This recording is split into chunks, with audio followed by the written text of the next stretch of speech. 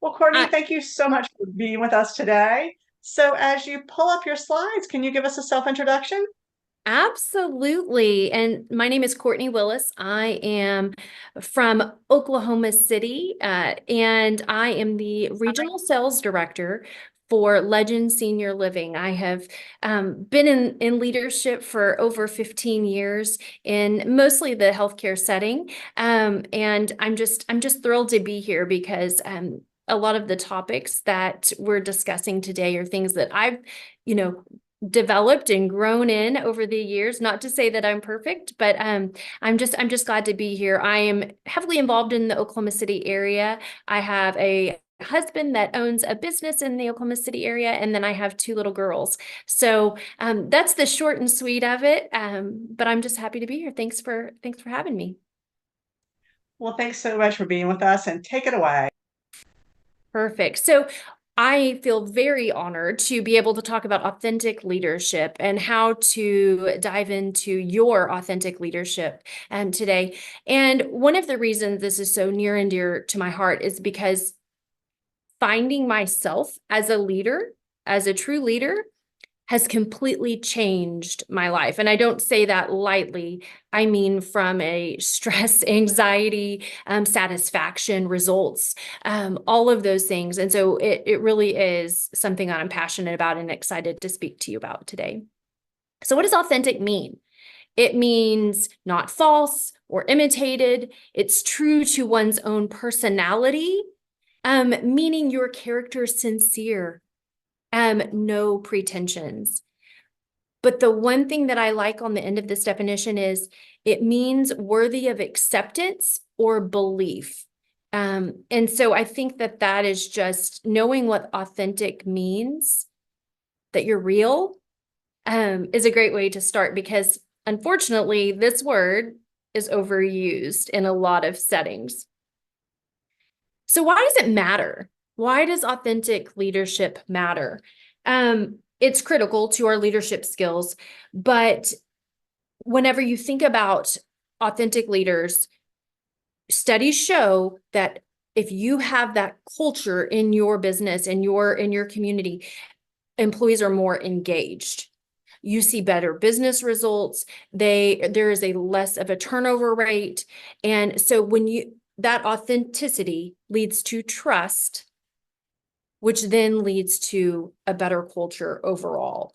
And so a couple of the things that I love, it's more makes people more comfortable. Cornell University found a distinct competitive advantage for companies that strategically encourage authenticity at work. And this starts at the very, very beginning. And then having that greater sense of commitment and loyalty from the team. In another study, it was 90% of workers believe empathetic leadership leads to job satisfaction. And so I love that. And one of the, I start out with a picture of some of our team members. And because those genuine smiles and the authentic connections you see there is different than maybe if you would have seen team pictures of mine 15 years ago. So I start with a team picture because I think that's what it all goes back to is how are we developing as leaders to benefit our team and creating a space where they can develop as well. We're going to see, I don't know that our Simon Sinek video is going to work with that, but I can share the link later on. And essentially what Simon says is that your purpose, you can be authentic when you are diving into your purpose. And one of the key points of this video is that authenticity doesn't always mean Pollyanna or always positive.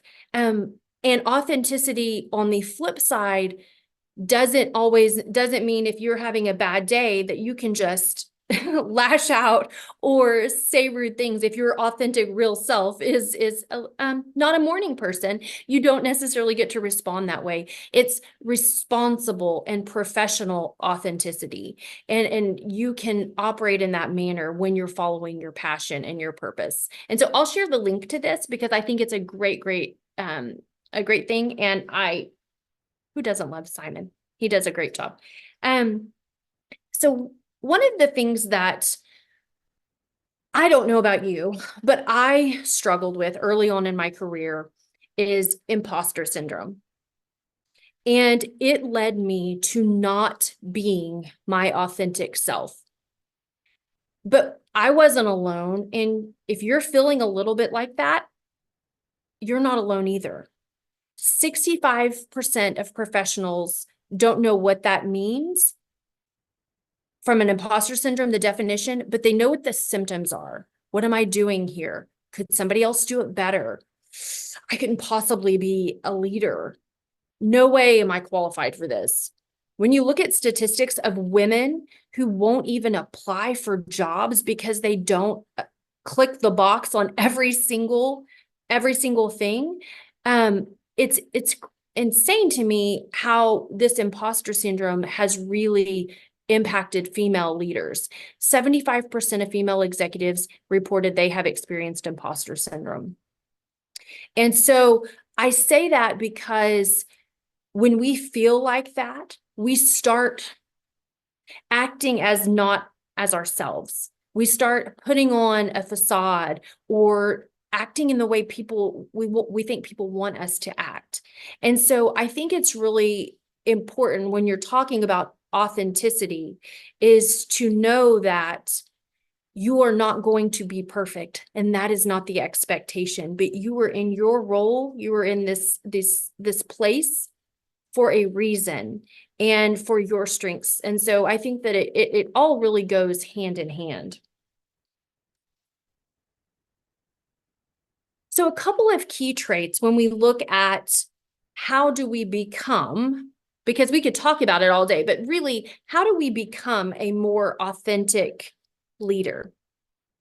And four of the key traits that have been identified over the years as things have been studied, self-awareness, transparency, balance, and then morality. And authentic self and self-awareness is the first thing. And I love Brene Brown too. I don't know if anybody else is a junkie for the people that give you actual tips and tasks and things to be a better leader. And Brene Brown, Simon Sinek are both right up there on my list. Authenticity is the daily practice of letting go of who we think we're supposed to be and embracing who we are. So I want to mention something. In this picture, you can see me and I'm smiling. I have on a kind of a pink shirt in this headshot. That is only a recent thing as I've become more authentic in my leadership. Years ago, my headshots, I was wearing a black suit. I was kind of smiling. And that's fine if that is your personality, but that's not me. And so it added to that feeling of imposter syndrome. It added to that feeling of not being my authentic self, even something as simple as a headshot. And so getting and evolving and pushing myself to get to this point where I feel confident doing things the way I feel comfortable doing them. It's been a really great thing. And it's made me a much better leader.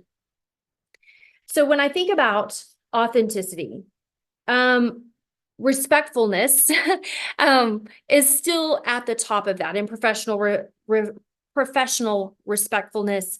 But it also means having a self-awareness of how other people view you. And so as I was thinking about this and looking this, how does my team view me? If I were to write down the 3 ways that my team views me, is it accurate?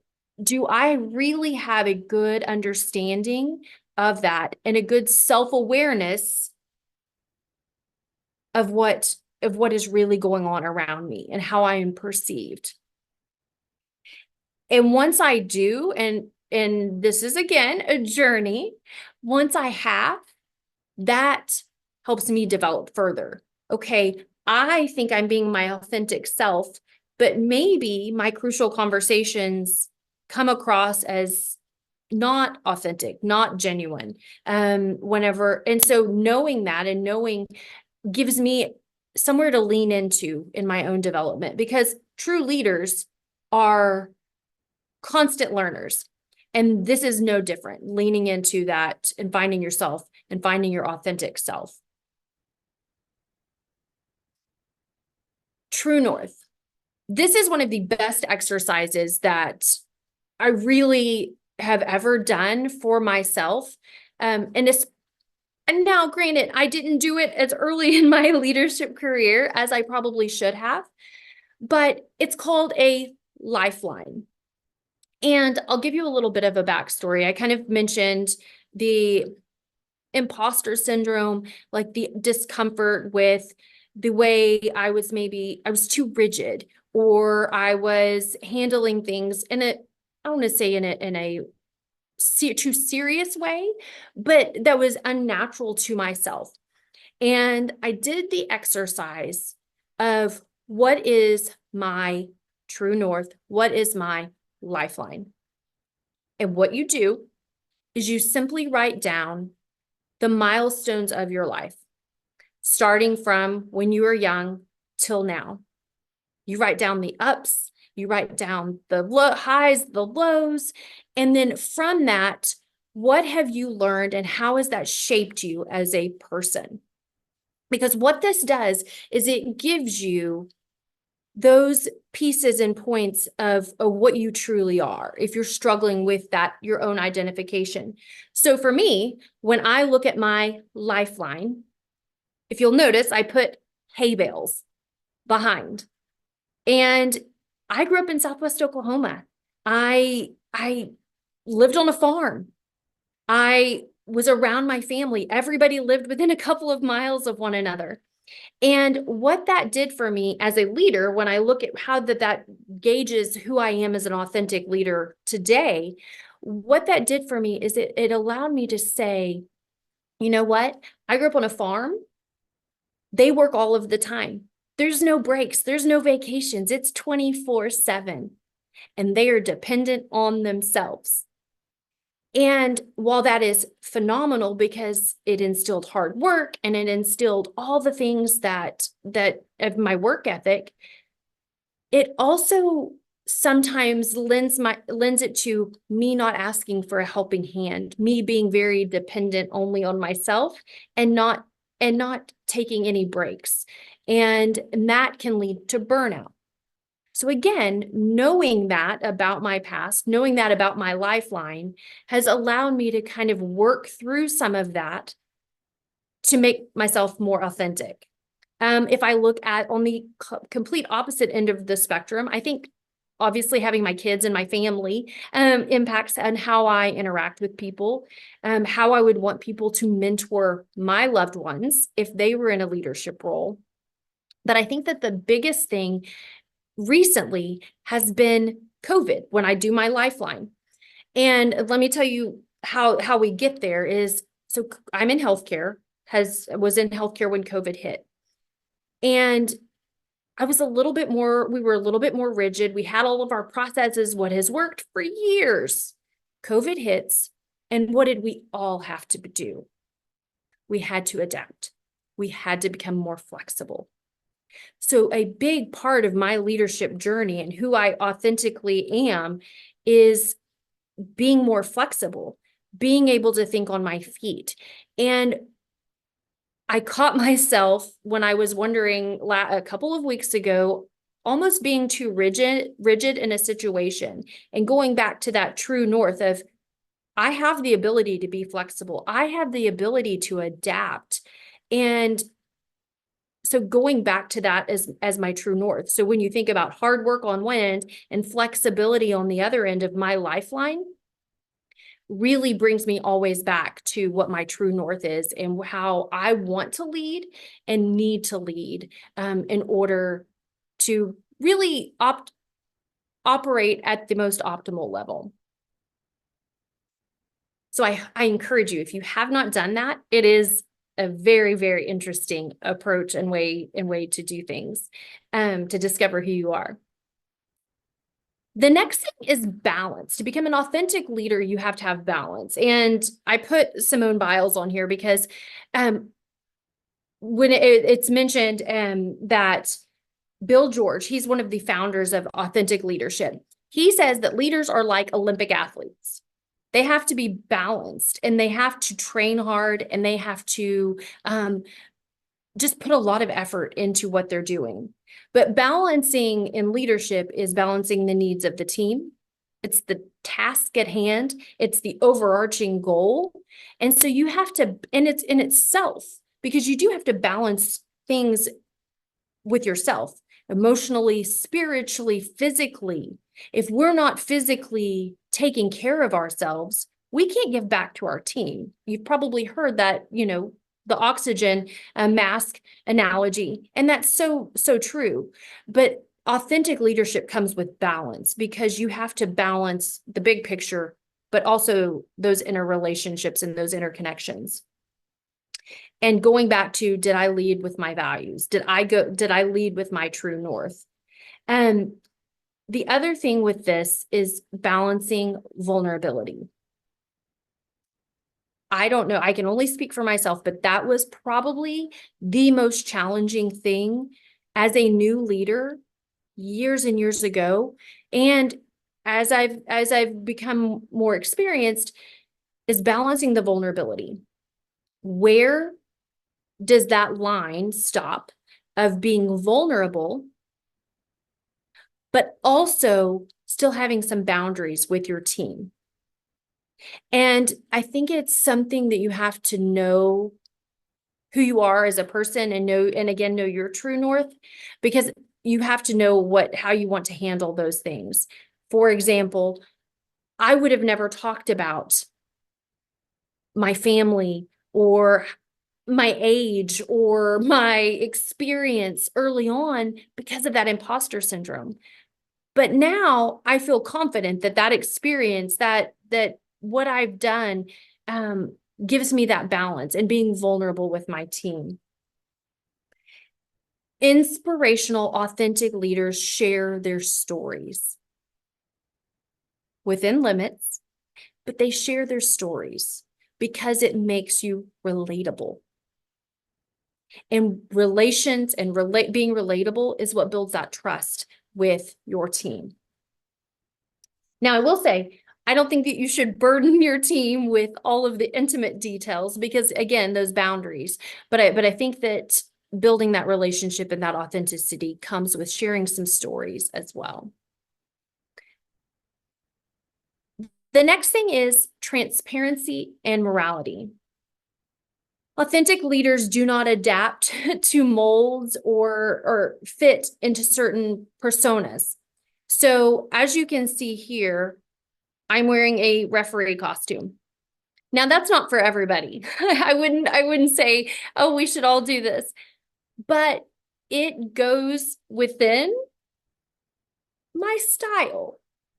And we were having a team meeting, and it was football themed, and I was leading presentations. And so it fits with me. That doesn't mean it fits with you. But having that ability to be my own self. And I will say that as time has passed, leaning into that, I have a lot of fun. I like to do things, it's a balance of business, but make it enjoyable. And what that's done for me as a person is I'm not as burnout. I don't go home in the evenings because I've been two different people during the day. I've not been my work self and then my home mom, wife self. I have been able to, for the most part, stay consistent through the day, which takes a tremendous amount of pressure off. And so having that transparency, not putting on a facade, openly sharing experiences and struggles that I've had has been a big game changer. And then accountability. Part of that transparency is owning when you make a mistake. And I will say that is another key piece of being authentic. when you are able to say and own your mistakes, for example, last week, I made a mistake and it wasn't a large financial mistake, but it was a mistake. And the first thing I had to do was own up to it and be transparent about what happened, but then also how I fixed it. And I think that goes a long way in building credibility.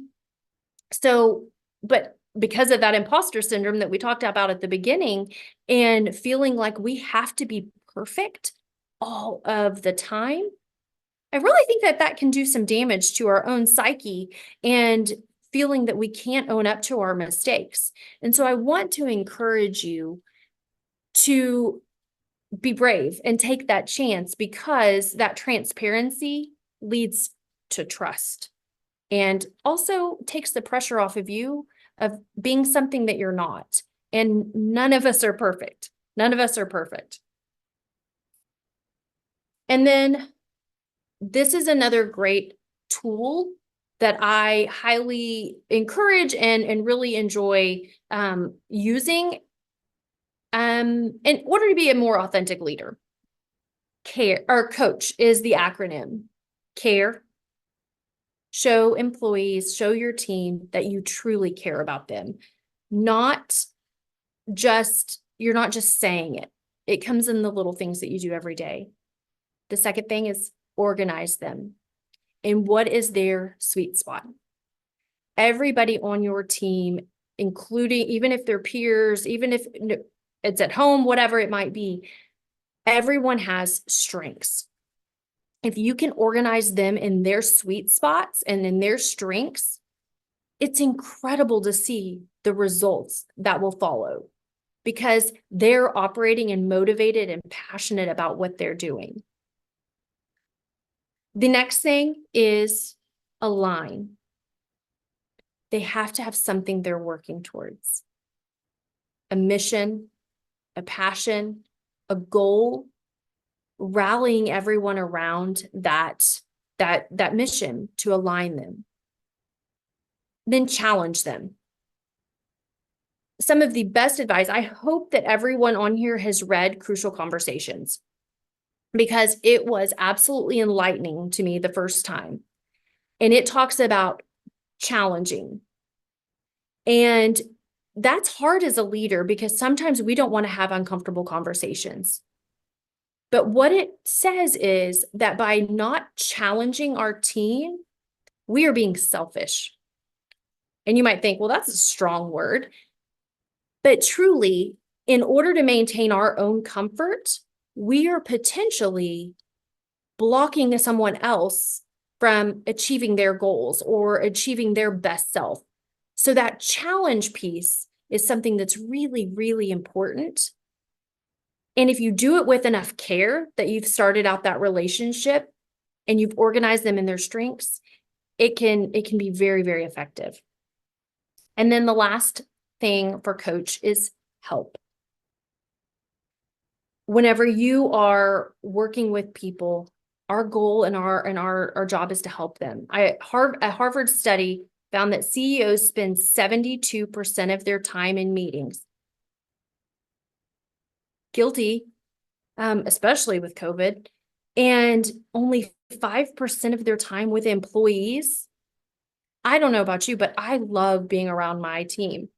And so that is a reminder right there that if we truly want to help people, we need to be out there a little bit more and be shoulder to shoulder and see what's going on, because that's also how we find out who they are authentically.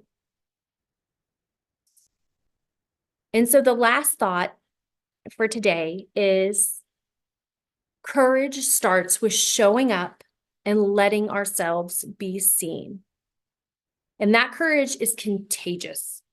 Every time we choose courage, we make everyone around us better.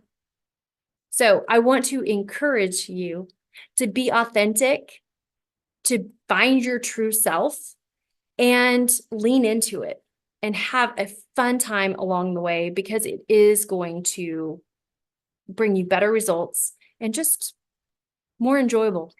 So Thank you so much for having me. I appreciate this opportunity. I would love to connect with any of you, especially if you're in the Oklahoma City area or Tulsa. My information is below. That's my cell phone number. I would love to connect. So that's it. Well, Courtney, thank you so much for that wonderful presentation. And yes, do you have time for a few questions? Absolutely. Yes. Well, I'll start with this one that came towards the end of the presentation from Chelsea, and she says, I manage a blended team. How can I manage the clock punchers that do not have a passion? They do not buy into change or progress. So I think because I too have a blended team. And you have leaders and natural leaders, but then you also have the hourly associates. And I would say that knowing what their motivation, while they might not be passionate about the same things that I'm passionate about, or frankly, sometimes they're not passionate about our company mission, they are passionate about the things that they want. And so I think really diving into, are they saving money for a vacation? Are they interested in just going home so that they can play video games more? Knowing what their interests are, knowing what they're motivated by, I think is the best way to start. And you're very right. It's sometimes feels like they're not motivated very much by anything. And especially if you have a blended team like that. But I encourage you to get to know them one-on-one, because I think that there's some value in really connecting. Why do they come to work? Usually it's more than just paying the light bill, although sometimes at the surface level, it feels like that's just it. So I encourage you to spend some one-on-one time if you can, and then dig in and learn what their strengths are too. So. Well, thank you. I think we have time for one more question before we ask you for final thoughts. And BB says, when you are struggling in your personal life due to any variety of issues, how much should you share with your team? She also adds, I do not want to show weakness. Oh boy, do I feel that. I think that struggling with my personal life, and I'll keep this very short, and my bonus dad passed away last month. And old Courtney of years ago would have not said anything and kept it very, confidential. I shared high level. I didn't go into the details. I didn't go into everything, but I did remind them that I was human. And I said, I appreciate your patience. I'm navigating some feelings and some things that frankly, my family's never navigated. And so instead of apologizing for it, I thanked them for being okay and giving me grace. Because I don't think that we have to share every detail, but I really do think that your team knowing that you're human can go a long way. Very well said. Thank you so much. Well, as we wrap and before we move to Rachel's presentation, do you have any final words of wisdom for our viewers today? Just lean into what brings you joy in leading in the way that brings you joy, because it really can transform your entire both work and family life. And people respond very well to that. And so just feel confident in who you are and that you were meant to be in your role, just as you are. And so just lean into that. And I wish you all the best. And if you ever want to talk about it, reach out. I'm happy to help. Well, thank you so much for your time today. Yes. Thank you.